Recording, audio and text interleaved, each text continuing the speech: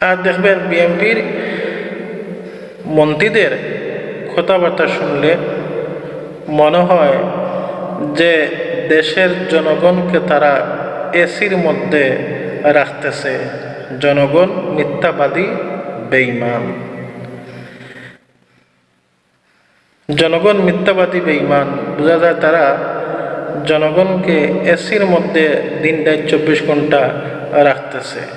যেই বাটে বলে কারেন্টের কোনো সমস্যা নেই, গ্যাসের কোনো সমস্যা নেই, সর্বকিছু মজুদ আছে, অথচ ঘন্টার পর ঘন্টা কারেন্ট থাকে না।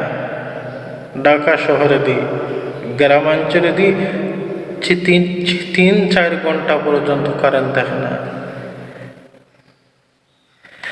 আর গ্রামের কথা বাদ দিলাম, টাউন বন্দরে বেশিরভাগ মানুষ দেখবেন গ্যাস ছাড়া চলতে পারে না, গাড়ি ঘোড়া এই সেই।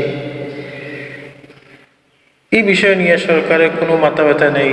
মন্ত্রীদের কথাবার্তা শুনলে মনে হয় জনগণ মিথ্যাবাদী, আর ওরা জনগণকে এসির ভিতরে রাখতেছে।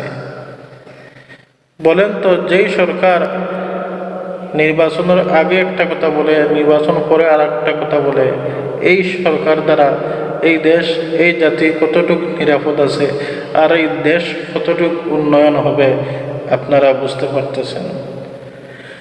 যাই হোক, এই সমস্ত জিনিস মানুষে আশা করে নাই। মানুষে আশা করেছিল সুন্দর একটা পরিবেশ, একটি সুন্দর সোনার বাংলাদেশ চেয়েছিল, শান্ত, কিন্তু পায় নাই।